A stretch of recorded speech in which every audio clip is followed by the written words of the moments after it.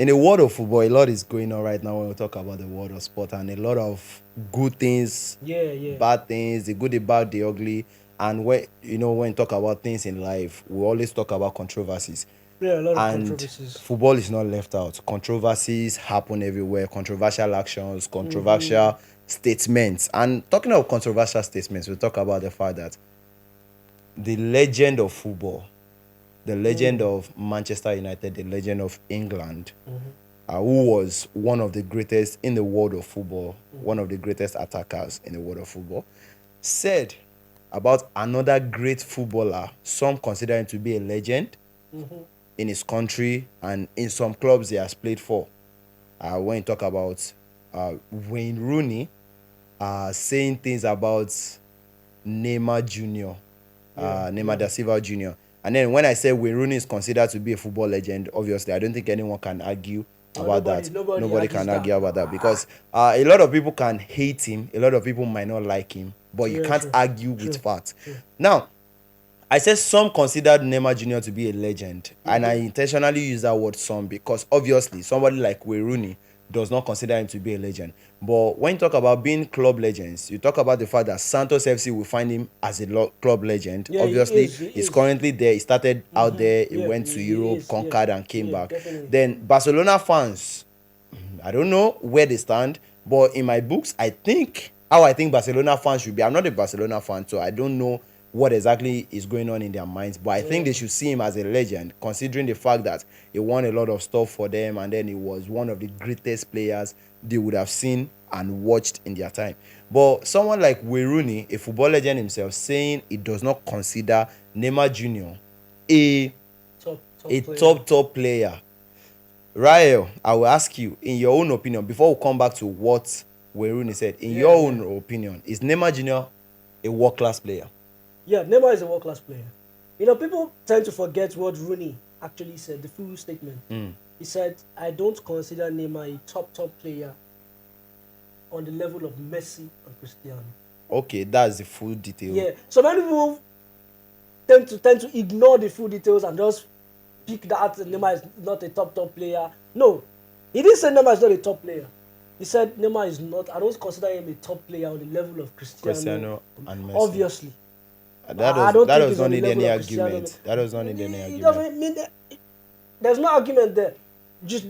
So I'm actually surprised why people just come out and this thing has gone to the point where people are now making debates of prime Rooney versus prime Neymar. Who was actually better? Was Rooney actually better than Neymar? Is Neymar actually better than Rooney was in his prime and all that stuff? See, those two players are great players in their own right. In their era. Yeah, they've actually achieved stuff. In their era, they stand out, right? We all know Rooney to be an all-rounded attacker.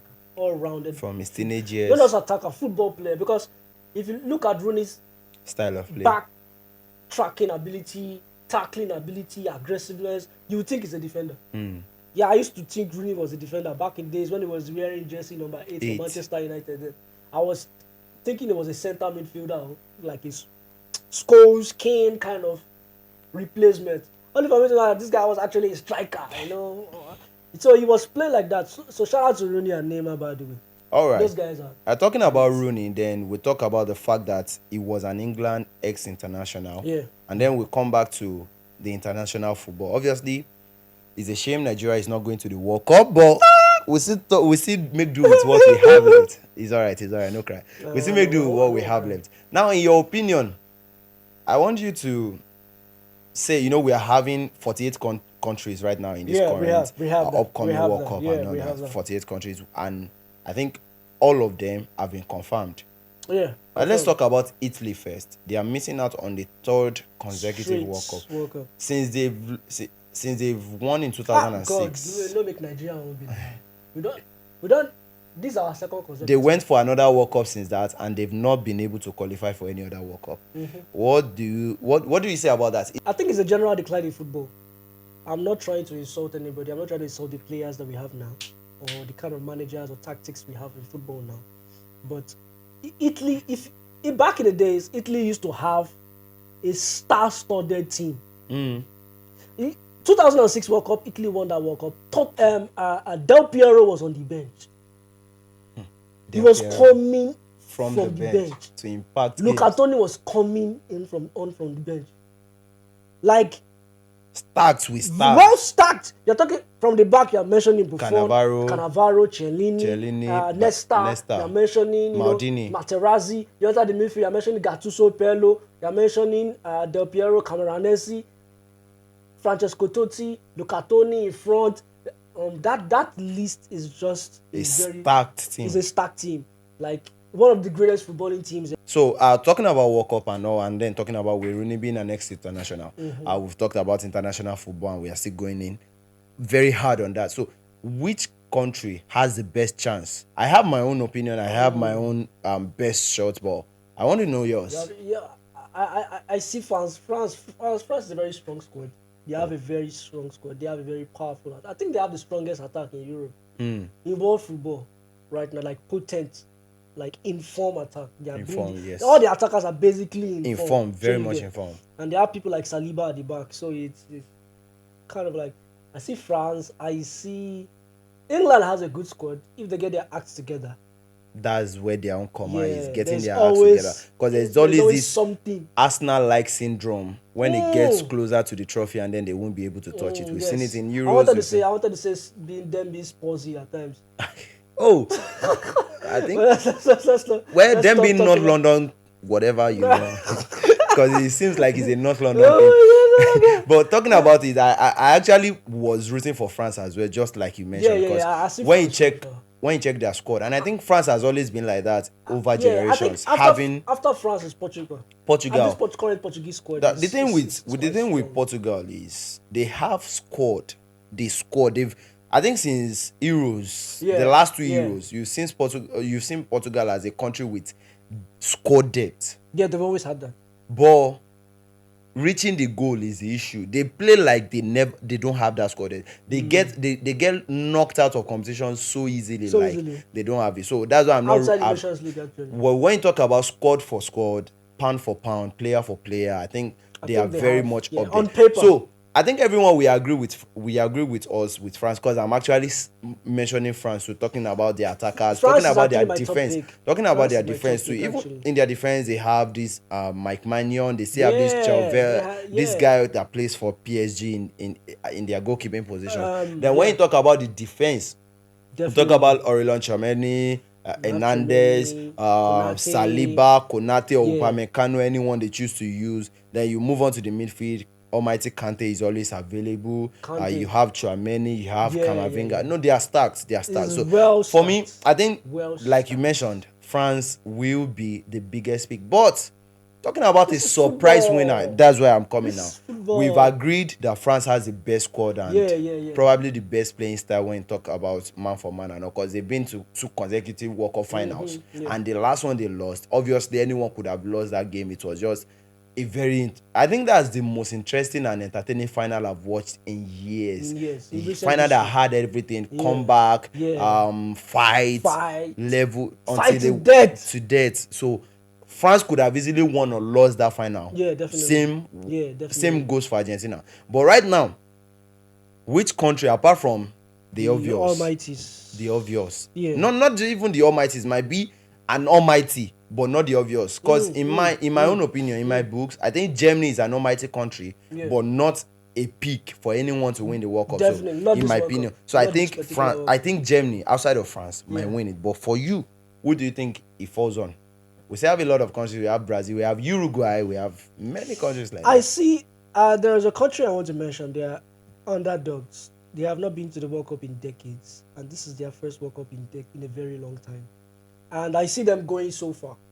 And that's Norway. I just have a feeling that Norway will surprise so many people in that World Cup. And in Haaland. Yeah.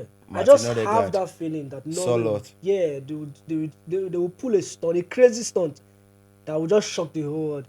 Who knows?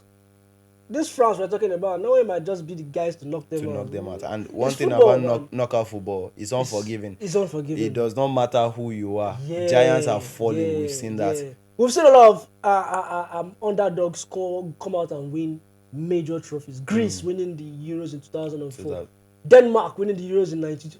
It was those I know this is a crazy thing to say, but Spain Spain, winning the World Cup the last time they won it 2010. seemed like it was an underdog performance. Like the way they played, because up until the final they were just winning by 1 goal margin, and then Yeah, they, definitely. even in the final they were the underdogs in that final, They were. because Netherlands A lot were of so great in that final. As a child, that then I supported Netherlands in the final. I'm just saying it. I actually did some because of Van Persie at the time. Oh, Van My Persie. guy at the time. Sentimental Just value. sentimental. I understand what you mean. Now, and I've seen Netherlands again too with squad depth and all. Yeah, they have. If they can go far. If they can. So many European countries have that. Then shout out to the South Americans, Argentina and Brazil. Talking about that, when you mentioned so many European countries, it crossed my mind. What's the fate of Brazil in this World Cup? Because they've been a shadow of the Brazil we all know. They've been very mediocre. You know, the thing is, Brazil is not bad, but just that they are not living up to the standard that we know them to be, like Brazil to be. To me, they are bad. They No, look that's very what easy I'm to play against. That's not, no. Bad is what's the word now? It's relative. Okay. You know, if my Nigerian squad is playing, I'm Nigerian, we are Nigerian, so let's be frank. Shout out to Nigerian players, they are very good players. But if the Brazilian squad currently now are playing for Nigeria, do you understand? We expect more from them than what we are seeing right now. So I get what you're saying. those guys, we expect, the high standard, high level expectation from Brazil, the yoga bonito, everything. They've dropped it on this one, who are not able to bear the same burden. We are not just. It's not that they are bad, but we can't see what we are used exactly to the 94, 1970, 2000, even down to 2014. 2006. Brazil were still great in 2014. Yeah, when they hosted the World Cup. Yeah. Apart from the 7-1. 7-1 let's not bashing. talk about that. Now, apart from that was the only dent in that World Cup run for them. They've been good. They've been good. That's it. So Brazil, I feel like if they get their act together, they can go far. They have the squad to do it. They have the talent to do it. It's just the boys. I think I don't want to say football has moved past them. I don't want to say that. They've been left behind. Football is now much more complex. That's changed. It has changed. So many really ways. There's still a lot we are still going to talk about concerning African football and Senegal versus Morocco. You understand? Because I understand a lot of you already know what we're about to talk about. But still, when the time comes, we'll let you know. But just keep your mind on that and put it in the comment section. Which country you expect to actually be the country of the tournament? Might not even be the one that goes on to win it. Yeah. And I'm rooting for DR Congo in that aspect. Do you understand? For me. But for you, let us know. Until the next time we meet, please stay safe out there. I'm David Omayele, also known as Leo Dave. Till the next time we meet. I'm Ryan, the Game Boy. Just like, click, share, subscribe, follow, everything. It go be, we go sit for front, eh?